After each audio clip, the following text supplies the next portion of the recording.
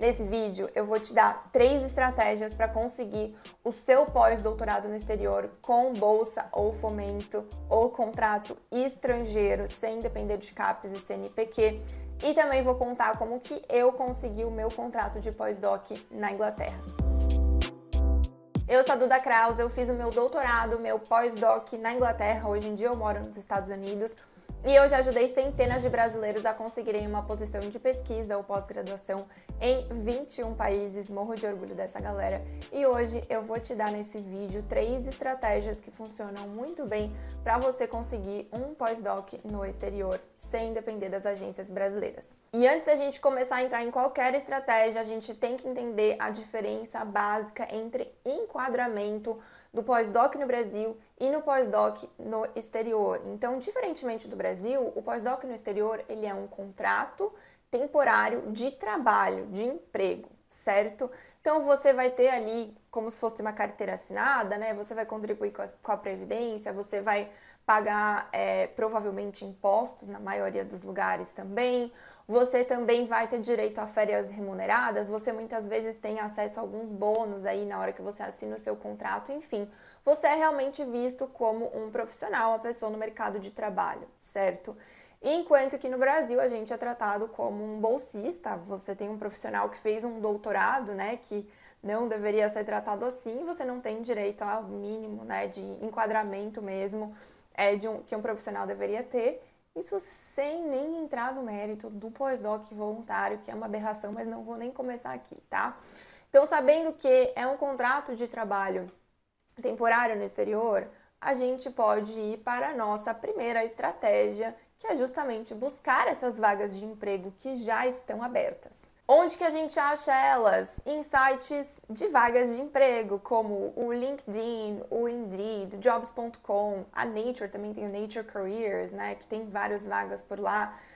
Às vezes as associações da sua área também, e sociedades, elas também divulgam vagas. Páginas no Twitter também divulgam vagas, pesquisadores e grupos no Twitter também divulgam vagas. Esse enquadramento, onde a vaga já está aberta, né, e ela é fomentada, financiada pelo departamento ou pelo PI, que é o Principal Investigator, ou chefe de grupo de pesquisa, ele é chamado de Postdoctoral Associate.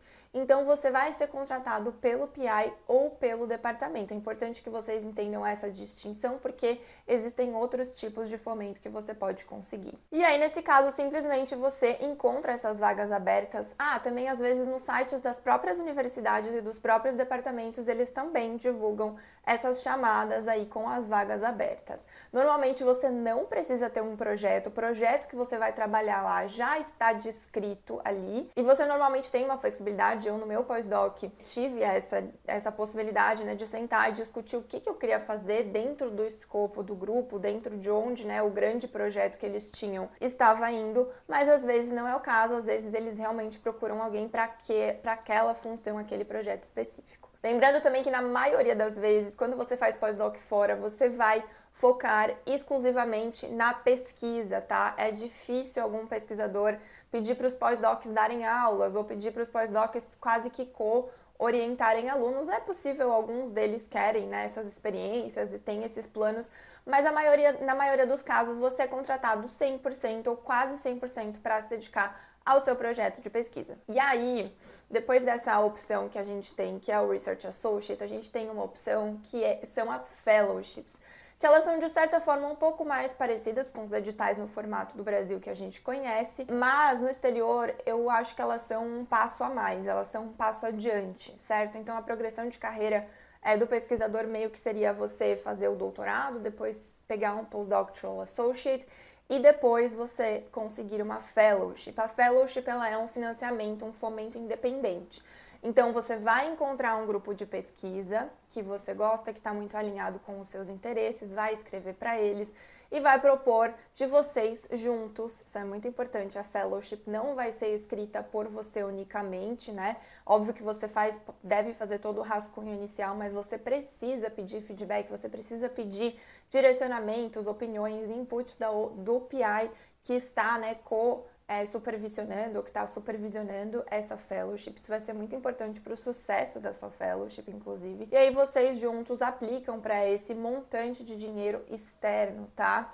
Desvantagem da fellowship, demora mais, é um processo mais longo, você precisa escrever esse projeto, tanto o processo seletivo mesmo vai demorar mais, às vezes são vários meses até eles avaliarem, né, fazerem bancas e se chamarem para entrevista e etc. Então é mais longo, mas por outro lado é de maior prestígio, pesa mais no seu currículo aqui você ter uma fellowship, tá? Terceira estratégia para você conseguir um pós-doc fora, que é a minha preferida, que é simplesmente você mandar o que são chamados de cold emails.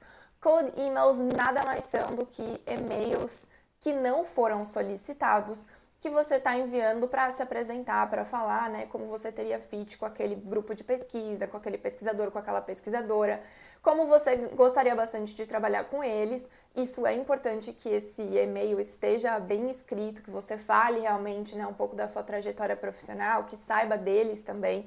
Não adianta ficar mandando 10 mil e-mails e achar que vai ter sucesso, só vai ser muito trabalho braçal ali, você pode até se queimar. E aí você, a partir desse momento, começa uma conversa. Por quê? Porque tem muita gente no exterior que tem fomento, assim, verbas absurdas de pesquisa, principalmente aqui nos Estados Unidos. A gente tem grupos aí que quase que gastam quanto eles querem em pesquisa. E é possível eles destinarem parte dessa verba de pesquisa justamente para pagar contratos de postdoctoral associate. Então, você consegue criar a sua vaga, você consegue fazer com que a pessoa abra uma vaga especificamente para você. Foi assim que eu consegui o meu pós-doc na Inglaterra. E para contar brevemente como que foi a minha história, na verdade, eu acho que networking é tudo, né, gente? Acho que faz muita diferença o networking em vários níveis, seja em congresso, seja por e-mail, enfim, ter um bom relacionamento com as pessoas. Eu tinha conhecido esse pesquisador, que depois, né, veio a ser meu chefe de pós-doc, na época que ele ainda estava aqui nos Estados Unidos, ele foi para um congresso na Inglaterra, a gente trocou uma ideia, meu orientador de doutorado, inclusive, que nos apresentou. E aí, por coincidência do destino, depois, essa pessoa, esse pesquisador, se mudou para a Inglaterra justamente para Manchester, onde ele conseguiu uma posição e ele estava montando o grupo de pesquisa dele. E ele viu uma das minhas palestras. Então, depois da minha palestra, ele me abordou, assim, naquele momento super informal do cafezinho ali. Ele me abordou e me fez essa proposição, perguntou quais que eram os meus planos para depois.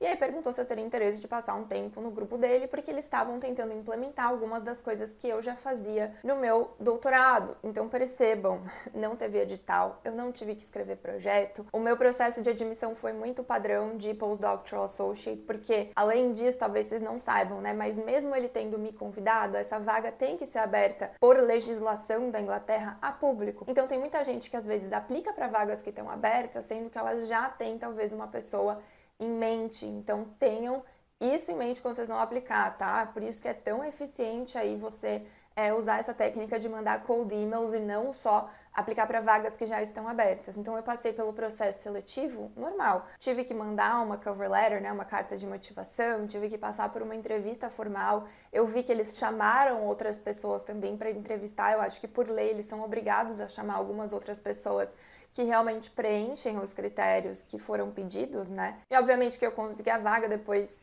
renovei o contrato ainda com eles, fiquei mais um ciclo ali de contrato. Isso também é super possível. Não é só porque o seu primeiro contrato é de 2 anos, que depois de 2 anos você obrigatoriamente vai ter que sair. Normalmente, se eles têm a verba, eles podem renovar o seu contrato e aí sem você precisar passar por esse processo aí de entrevista e etc. A gente também tem esse fenômeno que está acontecendo, principalmente aqui nos Estados Unidos e em alguns países da Europa, onde tem uma escassez de doutores que queiram fazer doutorado. Isso ocorre por alguns motivos, né?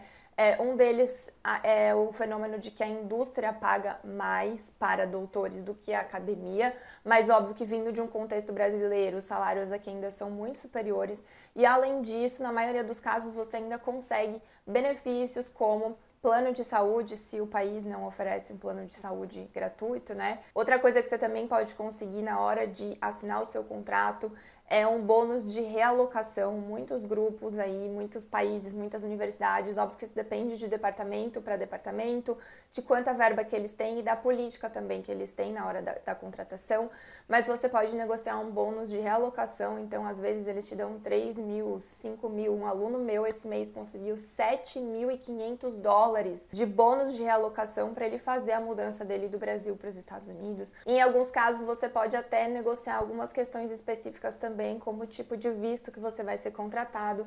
Aqui nos Estados Unidos isso é mais comum, alguns países só tem um tipo de visto para trabalhadores estrangeiros e aí não se aplica. E para encerrar, a realidade é que tem sido muito mais fácil conseguir um pós-doc no exterior do que conseguir um pós-doc com bolsa no Brasil.